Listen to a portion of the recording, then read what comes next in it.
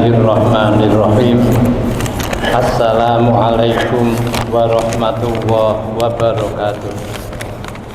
Alhamdulillah ala ni'matil iman wal islam, wassalatu wassalamu ala asrofil anbiya wal mursalin wa ala alihi wa sahbihi ajma'in, amma ba'du. Jamaah zuhur yang dimuliakan Allah, pada kultum siang hari ini saya akan menyampaikan kesimpulan dari hadis al-halalu bayyinun wal haramu bayyinun yang diakhiri dengan inna fil jasadi mudghah. Hadis ini diriwayatkan oleh Imam Bukhari. Jamaah yang dimuliakan Allah, dari hadis tersebut yang dapat saya simpulkan, pertama, Allah Subhanahu wa ta'ala ingin menjaga hambanya agar tidak menabrak syariat Allah. Dalam hal itu Allah mencoba untuk menjelaskan mana yang halal dan mana yang haram. Dengan penjelasan Allah mana yang halal dan mana yang haram, kita menjadi tahu mana yang boleh dikerjakan, mana yang tidak boleh dikerjakan. Artinya pula dari hadis tersebut, kita orang Islam harus paham, harus tahu aturan-aturan syariat Allah. Artinya bahwa beragama itu butuh ilmu, dan ilmu agama milik semua umat Islam dan harus dipelajari oleh kita semuanya. Oleh karena itu, mencari ilmu agama sangat diharuskan bagi setiap mukmin dan muslim. Dan mencari ilmu agama itu mudah, karena Allah Subhanahu wa ta'ala meminta kepada kita umat Islam melalui hadis Rasul yang berbunyi, balighu anni walau ayah, sampaikan dariku meskipun satu ayat. Di sini artinya setiap mukmin muslim mempunyai tanggung jawab menyampaikan ayat hadis Rasul meskipun satu ayat kepada yang lain, sehingga orang-orang Islam banyak yang berupaya untuk dapat menyampaikan firman Allah meskipun satu ayat. Di kampung-kampung kita banyak majelis taklim, di kampus ada kultum. Itu bagian dari cara kita untuk memperoleh ilmu agama. Yang kedua, jika kita menemukan sesuatu yang meragukan kehalalannya atau haramnya, atau kita menemukan sesuatu yang samar, maka dalam kondisi yang seperti itu, tinggalkan, jangan kita ambil. Karena sesuatu yang samar akan memiliki kecenderungan menjerumuskan kita kepada yang haram.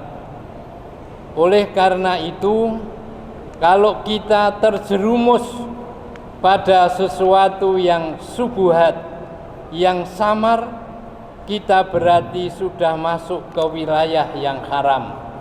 Masuk wilayah yang haram berarti kita telah berbuat sesuatu yang menabrak aturan syariat Allah. Yang ketiga, kondisi samar atau syubhat oleh Rasulullah Shallallahu Alaihi Wasallam diibaratkan seperti seorang penggembala di tepi jurang yang curam, yang memiliki kemungkinan binatang gembalaannya itu akan terperosok ke dalam jurang. Karena itulah, kalau kita berada pada hal yang samar atau subuhat, kita akan mudah terperosok ke dalam jurang yang diharamkan oleh Allah. Kesimpulan yang ketiga, segala sesuatu itu ada batasannya, dan batasan Allah adalah haram. Kita harus stop di situ. Jika kita melanggar, maka kita akan kena titik noda hitam yang akan mewarnai hati kita.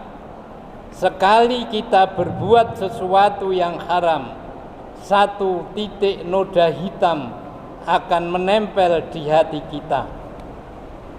Kalau titik noda hitam itu menempel di hati kita, semakin banyak akan menutupi hati kita. Hati kita akan menjadi hitam, yang oleh Al-Quran hati kita kemungkinan akan menjadi qasat qulubuhum, hati yang keras, hati yang tidak lagi bisa mendengar kebenaran. Jamaah yang dimuliakan Allah, ketika hati kotor berarti kita memiliki jarak, yang ada sesuatu yang mengantarai kita, antara kita dengan Allah. Jarak atau sesuatu yang mengantarai kita kepada Allah, jika semakin tebal di hati kita, berarti hati kita akan semakin tidak bisa dekat kepada Allah.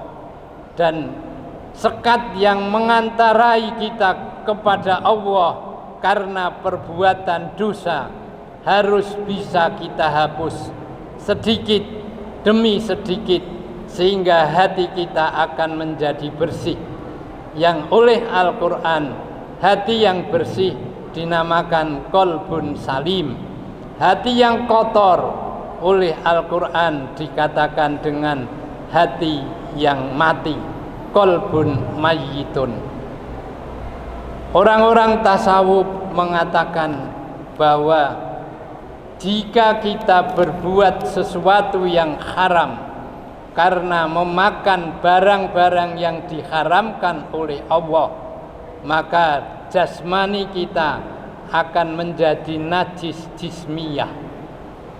Kalau kita berbuat sesuatu tindakan yang bersifat maksiat, hati kita, jiwa kita akan menjadi najis ma'nawiyah.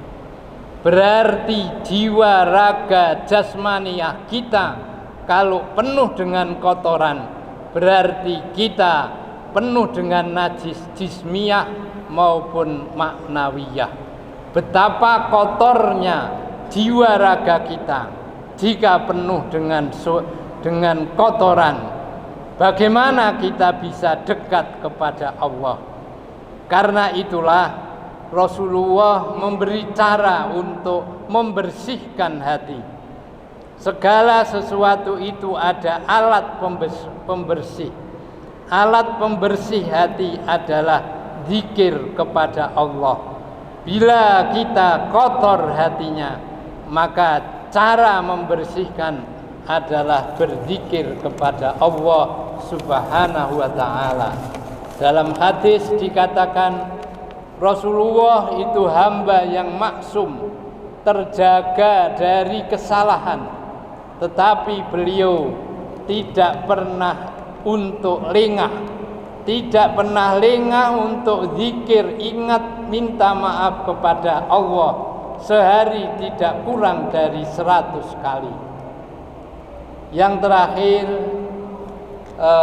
di dalam diri kita ada namanya hati atau mudghah. Dia merupakan pusat atau letakna niat, dan dia menjadi pangkal perbuatan manusia. Jika di dalam hati itu ada niat yang tidak baik, maka akan menjadi pangkal perbuatan manusia yang jahat. Jika di dalam hati itu ada niat yang baik, yang jahat, memungkinkan kita akan bisa berbuat sebagaimana yang diniatkan. Itulah kenapa Allah dan Rasul-Nya memerintahkan kepada kita untuk menjaga hati, agar hati kita tidak dikotori oleh sesuatu, dikotori oleh niat yang jahat. Maka kalau hati kita dikotori oleh sesuatu yang tidak baik, berarti kita akan melakukan sesuatu yang tidak dibenarkan oleh Allah.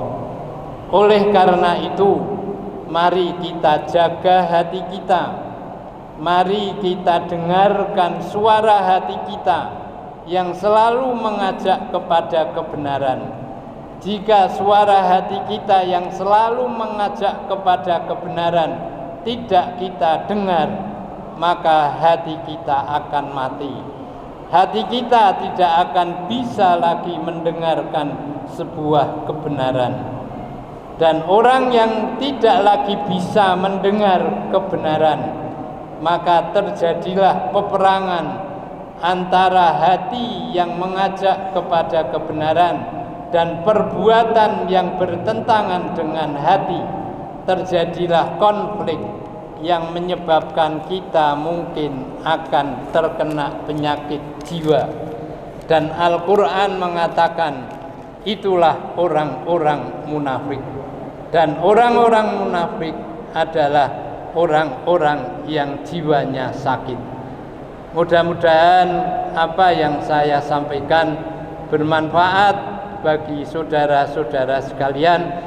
Billahi taufiq wal hidayah. Wassalamualaikum warahmatullahi wabarakatuh.